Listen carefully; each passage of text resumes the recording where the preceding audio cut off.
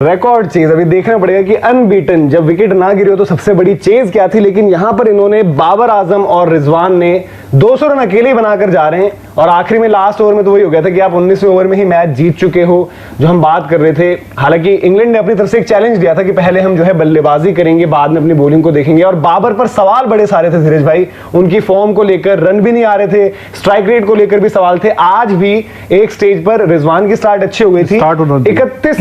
इनकी गेंदों पर 38 ही रन थे, लेकिन उसके बाद जो एक्सेलरेशन स्टार्ट होता है, मोइन अली वाला जो एक ओवर आता है वहां पर 2 छक्के लगाते हैं, उसके बाद हर ओवर में जहां पर वो बाउंड्री चाहिए थी बड़ी आसानी से इन्होंने वहां पर वो फिगर आउट भी करी। और इस ओपनिंग जोड़ी पर भी सवाल कर रहे थे लोग, क्या इनमें से शायद एक को नीचे आ जाना चाहिए, बट चेज करते हुए तो अलग ही रंग में नजर आते हैं। 3 बारी पाकिस्तान ने 200 जो चेज करी है, तीनों में मेरे ख्याल से इनकी 100+ की पार्टनरशिप भी है, और आज भी अनबीटन 100 करके वो जा रहे हैं। रिजवान का मतलब रन थोड़े होते तो शायद कहीं पता चलता, वो भी 100 कर देते इस तरीके से। क्या दूसरी 100 है उनकी, आई थिंक पहला 122 जो उन्होंने किया था अगेंस्ट साउथ अफ्रीका किया था, वो ये बात अलग है, अफ्रीका में किया था तब उनके पास ये कह सकते थे गेंदबाज उतने अच्छे थे, लेकिन आज अपने घर पे चेस कर रहे हो, ऊपर से जब आपका फॉर्म नीचे लगा था और सारी चीजें थी, सबने देखा कि एशिया कप में बाबर आजम का ये जरूर मैं मानूंगा स्टार्ट जो मिलनी थी या जो चाहिए थी वो रिजवान ने दी है, पर एंड उन्होंने जाके फिर उसको कैपिटलाइज किया और वहां पर रन्स बनाए, लेकिन 190 रन बनाया था इंग्लैंड यार, बिना किसी नुकसान के, मतलब सबसे बड़ी 10 विकेट यार, मतलब जीत 10 विकेट। ये देखो एलेक्स हेल्स को एक चांस मिला था मेरे ख्याल से, डॉसन की गेंद पर वो एक चांस बना था सर्कल पर, एलेक्स हेल्स पीछे जाते हुए, मतलब आज की डे एंड एज में वो कैचेस आप पकड़ते हैं, वो हुआ था एक थोड़ा सा बीच में थोड़ा सा मिस स्टंपिंग वाला हुआ था, वो भी डिफिकल्ट एक थी, बट वो भी आपको करनी चाहिए। उसके अलावा ये भी नहीं था कि बहुत ज्यादा जी चांसेस बन गए, मौके बन गए, बहुत ज्यादा उस तरीके से चीज देखी, लेकिन इन दोनों ने अकेले दम पर ही जो है मैच पूरा का पूरा खत्म ही कर दिया। और बीच में भी ऐसा मतलब कि आखिरी 5 ओवर्स तक भी जो रन्स और बॉल का फासला था उसमें लग रहा था कि एक विकेट, फिर एक चांस फिर से वो बना कि सैम करन थोड़े से आगे थे, बट वो अब उनकी गलती ना कि वो आगे क्यों खड़े हुए हैं, बट इन्होंने जिस तरीके से बल्लेबाजी करी है वहां पर, और भैया जैसे इन्हें सक्सेस भी मिल रही है, जैसे हमने देखा अभी कि 10 ओवर तक जब बाबर की बैटिंग की अगर हम बात करें 31 पे 38 थे भैया उस टाइम पे, उसके बाद अगर आप कैपिटलाइज करके देखें वहां विकेट एक ओवर आता है उसमें 3 छक्के लगते हैं, उसमें रिजवान भी मारते हैं, 2 बाबर मारते हैं, जो मोइन अली का ही ओवर था, तो उसमें 13वें ओवर में जो उन्होंने लगाई है हिटें। लेकिन भाई अगर ऐसी तरीके से खेलना है फिर तो हम जो बात करते थे कि भाई शुरुआत में आपकी जो स्ट्राइक रेट की होती है दिक्कतें, रिजवान ने चलिए वहां रन कर दी, लेकिन पेयर में तो बाबर तो ऐसे भाई खुशी होंगे ऐसे बैटिंग करते हुए। प्रॉब्लम ये है जब आप इस तरह का क्रिकेट खेल सकते हो, आप इस तरह का इंटेंट से खेल सकते हो, आप ये बैटिंग आज कर रहे हो, आप 5 लगातार आपके फेलियर्स आते, उसके बाद आपकी बैटिंग ऐसे देखने को मिलती, तो आप इसको कर सकते हो, आप नॉर्मली भी खेल सकते हो। मतलब एक चीज होता है कि जब सडन प्रेशर आएगा तब बल्ला चलाना, बशर्ते कि आप पे वो ना आप नॉर्मली खेलो, तो आपकी टीम नीचे से आज जब ये बाबर ये इनिंग खेल के गए, रिजवान लगातार करते हैं पर वो एंड में जाके मारने की सोचते हैं, हमेशा हमने जो देखा उनके साथ कि अंत में लेके जाते हैं वो बैटिंग यूनिट को, इनकी कह सकते हैं जितना हमने एशिया कप में देखा कि बैटिंग यूनिट को संभाल के लेके जाते हैं, बिल्कुल कि मेरे इर्द गिर्द ही बैटिंग यूनिट चलेगी, लेकिन कई बार आप इतना छोड़ देते हो अंत में, खैर वो चेज कर दे, लेकिन जब आपके पास ये दोनों के पास अच्छा खासा पोटेंशियल है, आप T20 रैंकिंग्स में भी दोनों हो, रिजवान भी रहे हैं, लगातार उन्होंने रन्स बनाए,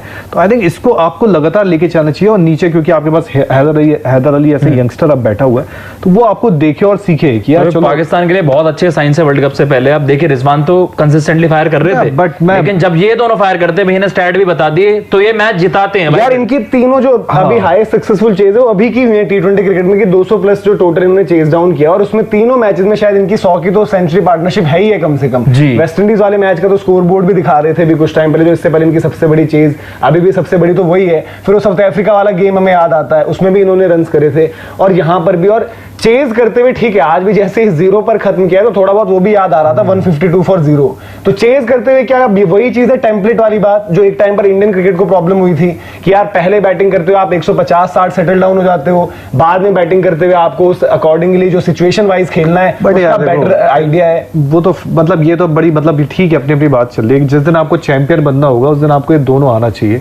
इधर पहले बैटिंग करते। नहीं बट वही कह रहा हूँ कि क्या एक वही वाला सोच, क्योंकि आज तो देखो आस्किंग रेट जो चाहिए था, तो आज शायद शुरुआत भी, और आई थिंक पिछले मैच में हमने दिखाया था स्क्वायर कट से उनकी शुरुआत होती है रिजवान की भी। अब ये भी नहीं कि जी बिल्कुल ही बाहर बॉल दोगे तो बल्ला ही नहीं चला सकते उस पर, उन्होंने उस पर मारा। पिछली प्रेस कॉन्फ्रेंस पर जिस तरीके से सवाल भी हुए थे तो रिजवान ने बड़े इजीली एड्रेस भी करे थे कि भाई अगर मैं बाहर की बॉल जो आउटसाइड ऑफ से मैं उसको फेंक सकता हूं, मिड विकेट फाइन लेग इस तरफ मार सकता हूं तो अलग चीज है, बट मैं उधर भी स्कोर कर दूंगा, और वहां भी स्कोर किया उन्होंने। अब इस इनिंग से मैं बोलूंगा सबसे बड़ा प्रेशर इंडिया पे आ गया यार, ये तो चीज है, क्योंकि यार पहला मैच ये भी हारे, पहला मैच हम भी हारे, ठीक है, एक नॉर्मल नॉर्मली था। पहला मैच जब हम जहां पे कैच हमारा अक्षर पटेल से छूटा, इनके शान मसूद ने छोड़ा था। हाँ। और ये भी मैच हारे थे वो भी। अब कल इंडिया भी बैटिंग करेगा, इंडिया पे भी सबसे बड़ा प्लस है, जैसे ठीक है केएल राहुल की बात होती है, बाबर आजम की बात होती है कि दोनों के पास वो है कि स्ट्राइक रेट और अपने रन क्या बनाते हैं, क्या कुछ चीजें, लेकिन आज भी वो वही तरीका था ना, 31 पर 38 नॉट आउट, फिर आप फिनिश जिस तरीके से कर रहे हो। लेकिन फिर यही है कि जिस प्रेशर में बाबर आजम थे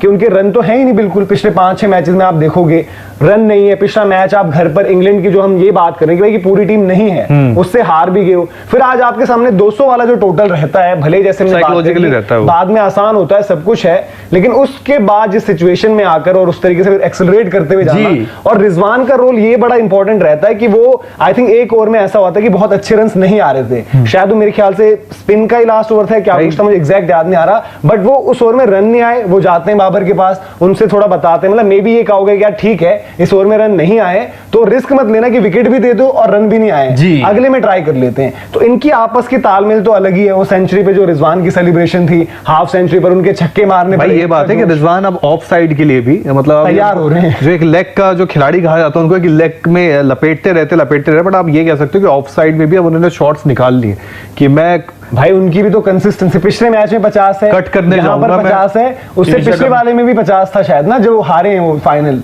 तो उसमें भी इनका 50 था, बट वो बहुत ज्यादा स्लो हो गया था। तो अब इन्होंने वो सारी डिबेट तो शांत कर दी है कि भाई रन बन गए हैं तो बाबर आजम को आउट मत करो तो आप मैच जीत जाओगे। नहीं, लेकिन अच्छी बात ये है ना कि आई थिंक देखो पाकिस्तान के इन ट्रैक्स पे उन्होंने बनाया नो डाउट, और बाबर आजम की बात यही थी कि बाबर आजम को इंग्लैंड का विकेट या ऑस्ट्रेलिया का विकेट सूट करेगा, क्योंकि वो अच्छे टाइमिंग का खिलाड़ी है, उसको वो वैसा नहीं है। पर ये जो इनिंग्स अब उनकी आई और पाकिस्तान में जो ट्रैक्स है, थोड़ा वो जो हम बात करते हैं कि रोड वाली ट्रैक्स हैं जी, एकदम सबसे इंपॉर्टेंट चीज रन्स प्लस जो सिचुएशन, मतलब जो जिस तरीके से वो बैटिंग कर रहे थे, बहुत ज्यादा पीछे थे वो,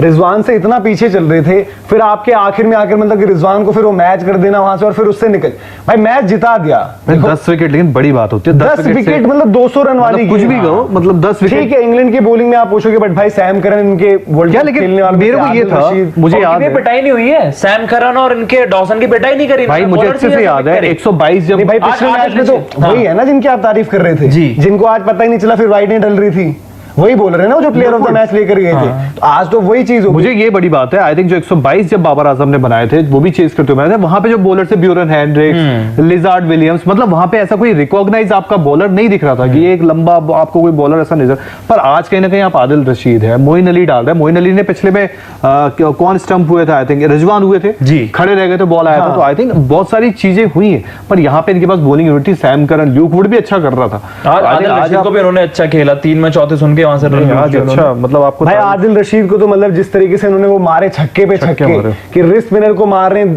टांग रख के रिजवान उस तरीके से जो मार रहे थे, फिर बाबर ने भी बाद में अटैक करने की कोशिश करी, तो वो तो ठीक है, सारी बातें सही है।